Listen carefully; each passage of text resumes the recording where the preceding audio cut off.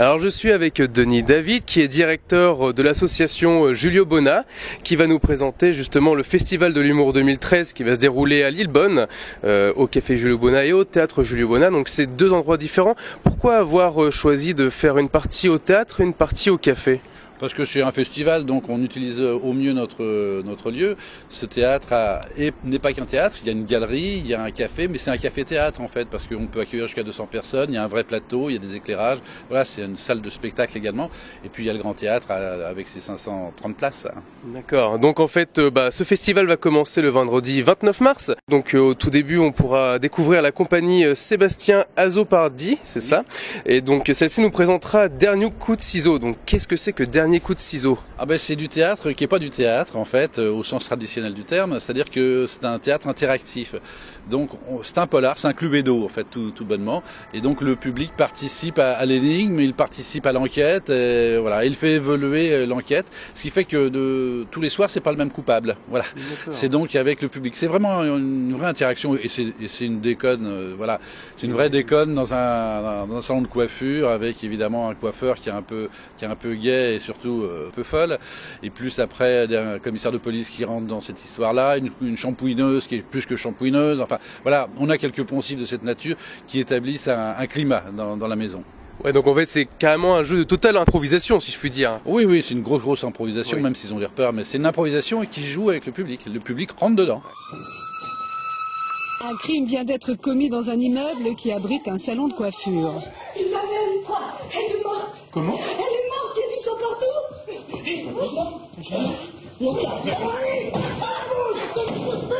4 suspects, 2 policiers, 6 comédiens. Lieutenant Bruno Sanchez. Personne ne quitte cette pièce. Aucun ne connaît l'issue de l'enquête. Ce qui est amusant dans ce spectacle, c'est que nous, on ne sait absolument pas ce qui va nous arriver. Le coupable est-il Romain Canard, le propriétaire du salon? Relaxez-vous. Réjeanne, la shampouineuse qui n'a pas froid aux yeux? Ou encore l'un des 2 clients? Mais vous ne comprenez pas. Les suspects, c'est nous. Mesdames, mesdemoiselles, messieurs, voici le moment où vous allez intervenir. C'est le public qui mène l'enquête, interroge les suspects, guidé par le comédien qui interprète le capitaine de police. Oui, monsieur, je vous écoute. Madame Buret avait des gants. Ok, c'est des gants rouges. Ok. En cuir. Ok. Elle a mis des ciseaux dans la poubelle. Mais c'est toi qui as mis des ciseaux dans la poubelle. Ça, c'est génial pour un comédien. Moi, je mène l'enquête et je ne sais pas qui va être accusé. Donc, je suis vraiment comme un vrai policier qui sera en train de chercher l'accusé. Les spectateurs se prennent au jeu. L'enquête se poursuit même pendant l'entracte avec le détective. C'est quoi exactement votre question? Et que faisiez-vous en planque devant ce bâtiment? D'accord, donc vous ne faites pas confiance à la police nationale?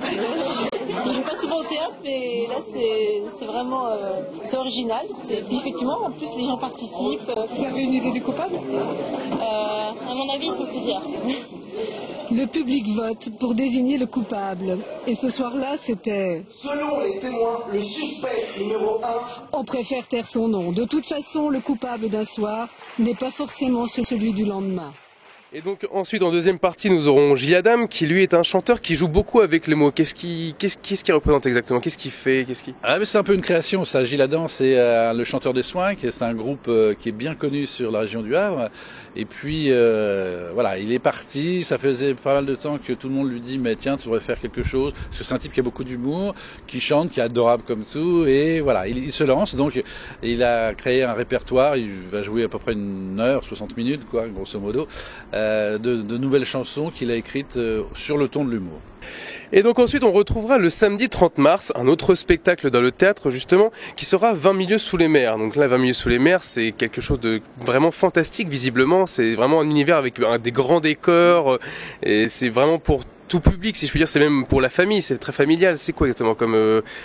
C'est le roman de Jules Verne, 20 milieux sous la mer. C'est je pense, l'un des ouvrages qui a été le plus traduit. Après Agatha Christie, je crois que c'est le deuxième en termes de traduction, c'est exceptionnel. Et puis, c'est l'histoire fantastique de Jules Verne qui découvre et qui nous fait explorer le monde et son monde sous-marin et toutes ses inquiétudes, toutes ses angoisses. Et je vais l'appeler un peu Pulp Fiction, ce spectacle-là, parce que vous allez voir dans la mise en scène, il y a des choses qui viennent, qui débordent. Il y a à un moment un poulpe qui a des tentacules de 14 mètres qui rentrent dans la salle. Enfin, on est dans un univers complètement féerique et fantastique. Ah, je pense que les enfants, ça leur plaira beaucoup, justement, ce genre de spectacle. Jules Verne, c'est pour les enfants, mais c'est aussi pour les adultes. Oui, tout à fait, tout à fait. Chers amis, chers collègues, monsieur le ministre, madame la conservatrice, je suis vivant.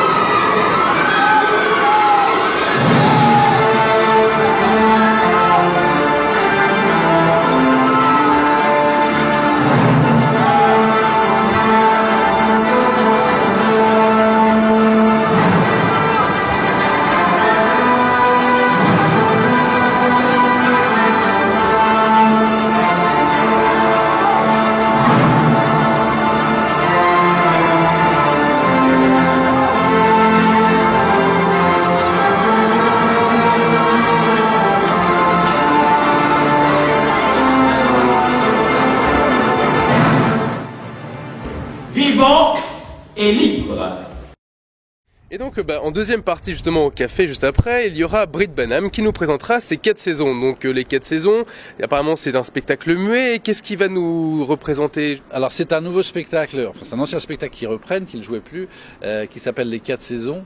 Pour être franc, je ne sais pas tout, parce que là, je leur fais totalement confiance. C'est des gens que je connais bien, avec qui on a travaillé pas mal de fois, qui ont été en résidence chez nous, et en fait, ils remontent ce spectacle pour ce festival.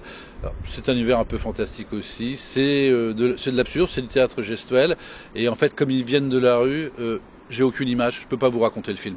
Et donc ensuite, il y a une petite pause de 2 jours, c'est-à-dire que le dimanche et lundi, il n'y aura pas de spectacle. Nous reprenons directement le mardi, donc ce sera le mardi 2 avril. Et donc nous avons pour spectacle, en commençant au théâtre, un spectacle fait par le Théâtre de l'Éveil qui se nomme Exercice de style, le nom de la pièce, et qui est également un exercice de style très approfondi justement en matière de comédie, de théâtre.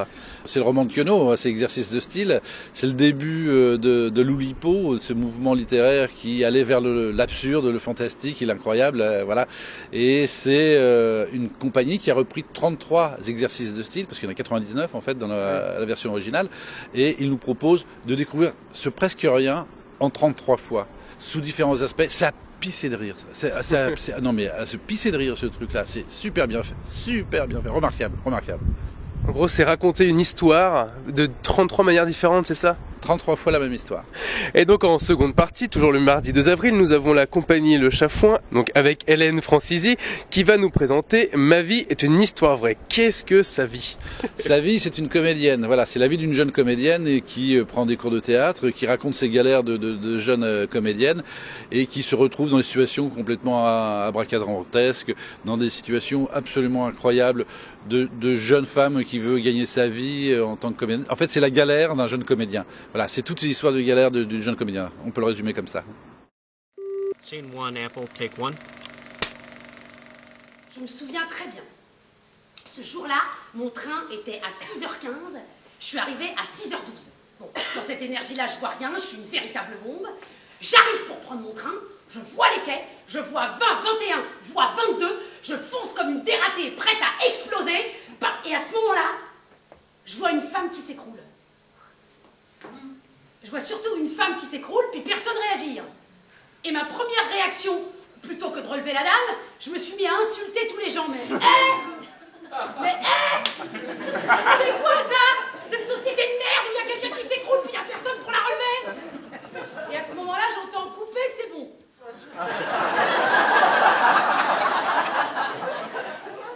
Et sur image, je sens quand même dans mon hystérie un truc de pas totalement normal. Alors ça s'est fait très très vite. Je prends la jeune femme, je la soulève et là, Sandrine Bonner. Je regarde autour de moi. Tout le monde était en costume d'époque. Il y avait des vigiles partout dans la gare avec des brassards jaunes.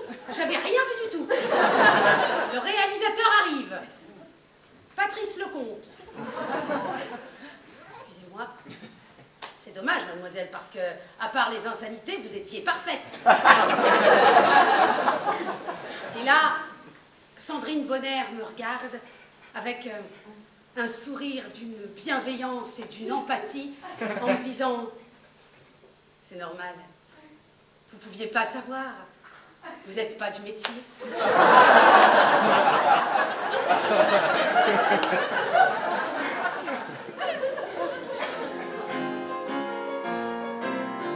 Quand la vie impitoyable vous tombe dessus, on n'est plus qu'un pauvre diable broyé et déçu.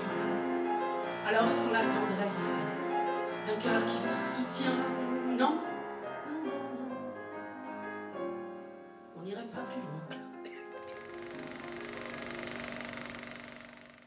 Ensuite, nous pourrons retrouver pour ce festival de l'humour le vendredi 5 avril 2 autres artistes. Alors tout d'abord, nous avons en première partie Daniel Piccoli, qui est quelqu'un qui travaille dans la littérature à la base, qui a également eu un prix, s'il me semble. Piccoli, c'est un auteur, il a eu le prix Renaudot en 2000. C'est un type qui s'est mis à la littérature, qui est le 11e d'une famille de 13 enfants, qui vient un peu de la misère. Voilà, il habitait dans HLM, dans la banlieue de Orly, son père travaillait comme ouvrier. Une vie un peu difficile, il a réussi à s'en sortir, et ce type va nous raconter, parce qu'il a fini dans l'éducation nationale, et il va nous raconter ses misères de scolaire, parce qu'il était nul à l'école, il avait double zéro en dictée, enfin c'était vraiment le cancre parfait, il séchait les cours et tout. Mais il va nous raconter sa vie de collégien, enfin d'abord d'écolier, de collégien, voilà, et toute son aventure personnelle aussi familiale qui est assez touchante et émouvante. Et il raconte ça avec un humour, c'est magique. Alors on est dans une salle de cours, enfin il est en cours préparatoire si ma mémoire est bonne, au tout début de cette aventure-là. Et on est dans l'école, on est dans la classe. Et là, il y a le poète de 10 ans qui parle aux vieux de 60. Très bien, en fait c'est carrément un destin rendu commun qui lui est arrivé, si je puis dire, parce que partir de cancre à justement pouvoir aller dans l'éducation nationale, c'est quand même très fort. Souriez les fautes d'orthographe, le petit oiseau avec un Z va sortir. Pour faire autant de fautes d'orthographe, il faut vraiment être bête. Il écrit orthographe avec un H au début du mot. Toi, tu ne perds rien pour attendre. Pourquoi? Quand on écrit une histoire, c'est pas aussi beau dans notre tête. Quel garçon n'a pas lu Pour séduire une fille? Et pour séduire cette fille, il va falloir que je lise plus de 2000 pages. Quand Proust respire un buisson d'aubépine. Il en fait 30 pages. J'ai passé plus de temps dans le dictionnaire que dans le livre. Moi, je dis, ça sent bon.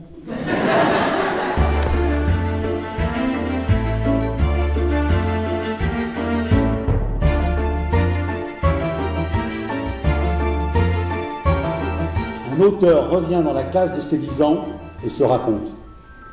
Alors c'est moi l'auteur ?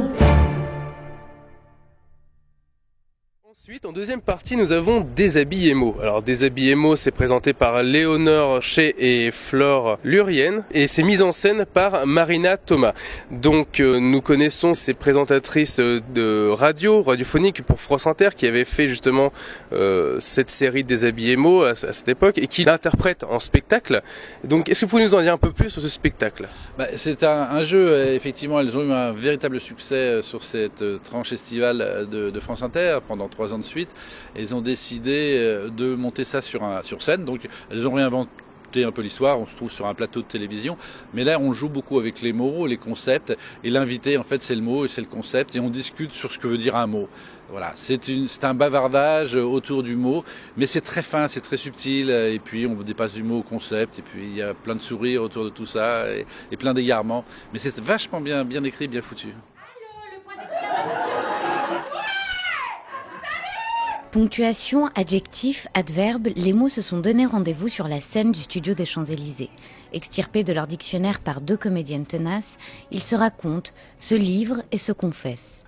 Ces mots-là ont des histoires d'amour, ils ont des ruptures, ils ont des désirs aussi. Des arbres généalogiques.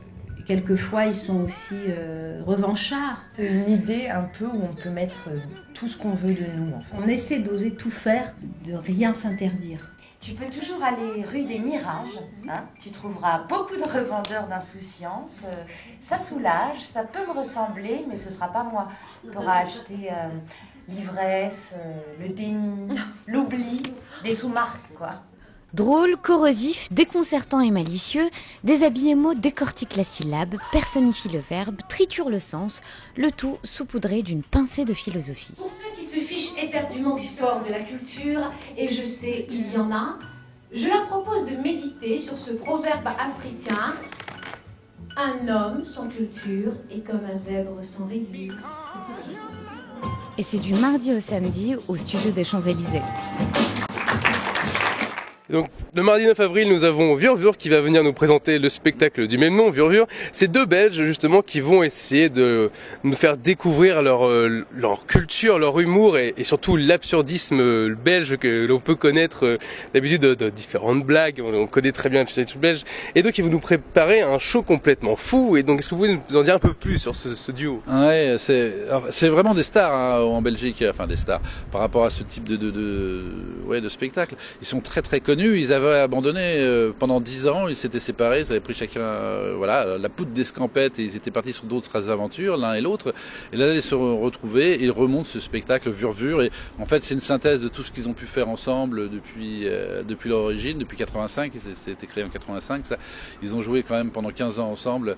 Et là, ils reprennent en apportant de nouvelles choses. C'est irracontable parce qu'il n'y a pas d'histoire, c'est simplement une série de situations d'absurde ou comment tout rater. Mais c'est très très très bien fait. Et puis voilà, c'est belge. Les Français feraient pas ça. Mais non, c'est très drôle, hein, c'est très très drôle. Mais ils sont capables de faire vraiment n'importe quoi.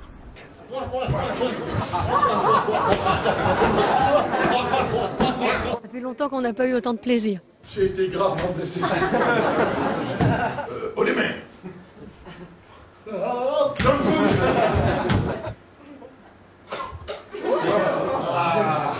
Vas-y. Ouais,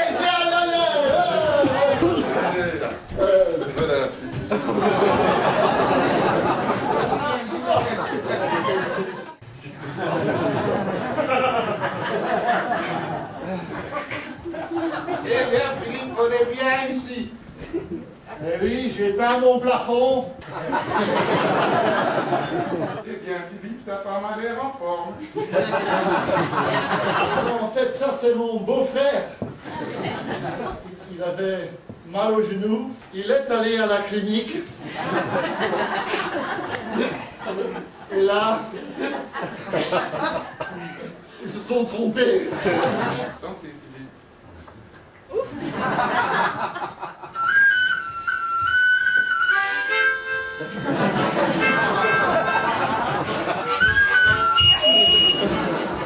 J'ai passé un bon moment. Je veux me souvenir d'eux parce que vraiment, ils ont des tronches.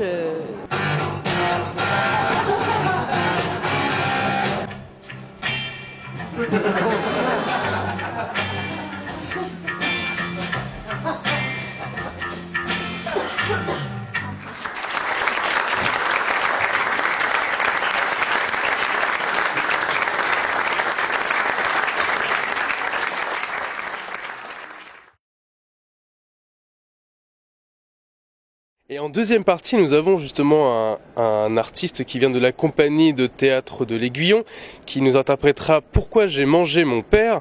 Et cet artiste, c'est Damien Ricourt. Alors Damien Ricourt, il a l'air de se donner un fond sur scène, si je puis dire, parce que quand j'ai vu les photos justement sur le site, et puis il y a eu également de très bonnes critiques de différents journaux, de la presse. Donc Damien Ricourt nous présentera cette pièce. Et qu'est-ce que c'est exactement ça? C'est le fameux bouquin de Roy Levis, voilà, qui est Pourquoi j'ai mangé mon père. C'est une aventure un peu incroyable. Roy Levis, c'était un journaliste, il était encore avant de mourir, il est mort en 96 d'ailleurs. Il était correspondant pour le The Economist à Washington, et il a eu cette idée d'écrire sur l'évolution de l'homme avec sa rencontre avec la technologie. Ça, c'est parce qu'il a eu des amitiés très fortes avec un ethnologue. Et voilà, comme il était économiste aussi, il a essayé de faire un parallèle entre les deux. Et il a réussi ce roman, hein, je vous invite vraiment à lire, hein, Pourquoi j'ai mangé mon père. Déjà, une question pareille, elle mérite d'être posée, parce qu'on n'a pas toujours faim, mais bon, pourquoi j'ai mangé mon père, ça veut dire qu'on l'a déjà mangé, on se pose plus la question là. Et donc, il faut digérer quand même une pareille information. Et ce garçon a eu quand même l'idée, parce que d'adapter, Ricourt, le comédien, parce qu'il a adapté ce roman et il l'a monté sur scène pour un seul comédien, et c'est fait avec beaucoup de finesse. Et ce type, il saute dans tous les sens, c'est vrai. Il a une énergie, il est époustouflant sur scène. C'est un véritable, très très grand comédien. Un véritable one-man show qu'on aura le droit de voir donc. Oui, enfin, j'aime pas trop le terme one-man show, mais en tous les cas, c'est quelqu'un qui sur scène est un vrai comédien, parce que les one-man show, c'est pas toujours... Ouais, c'est vrai que souvent ça déborde un peu, si je puis dire. Alors que là, il a quand même... il a la fibre comédienne, comme on dit, il a ses textes, il sait quand même ce qu'il doit dire. Et... Oui, c'est pas une improvisation, non, tout est travaillé, voilà. Les grands comédiens sont pas souvent sur l'improvisation, voilà. Là, c'est surtout seul. Et voilà, puis le principe, c'est d'adapter un roman, donc tout ça est travaillé, et largement travaillé, sous tous les angles. C'est-à-dire que ce garçon a une formation très classique de comédien, mais il a fait aussi une formation à l'école Lecoq, du théâtre gestuel. Enfin non, c'est 36 ans. Vraiment grand talent, il faut se rappeler de son nom, Ricourt, Damien Ricourt. Damien Ricourt. Et pour terminer justement ce festival de l'humour, vous allez nous présenter vendredi deux groupes de légendes qui vont pouvoir venir à Lillebonne. Alors, qui sont ces groupes de légendes? Il y a John Lennon qui va venir avec ses copains. Voilà, alors je sais plus comment ils s'appellent ses copains, mais ils sont Beatle, ou un truc comme ça. Et puis il y a Mick Jagger qui va venir aussi avec ses potes. Ouais, c'est en deuxième partie, hein, juste après John Lennon. Et il va venir aussi avec ses copains, et puis ils vont rouler les cailloux, quoi. En gros, on a le droit aux Beatles et aux Rolling Stones pour le vendredi 12 avril. Alors, je vous invite à venir voir ça. Merci. Merci beaucoup d'avoir passé à cette interview, et donc j'invite chacun des auditeurs à participer à ce festival si cela lui donne envie. Et donc il y a peut-être un site internet pour pouvoir... juliobona.fr, il y a tout, il y a des extraits, il y a tout, il y a vraiment tout. Et puis peut-être qu'un numéro de téléphone, on ne sait jamais si on veut avoir des informations peut-être pour des réservations ou... Oui, le numéro de téléphone c'est juliobona.fr, parce que je vous le dis, vous n'osez pas vous en rappeler. Oui, c'est sûr. Vous allez sur le site juliobona.fr et vous avez tout. Très bien, merci. Au revoir.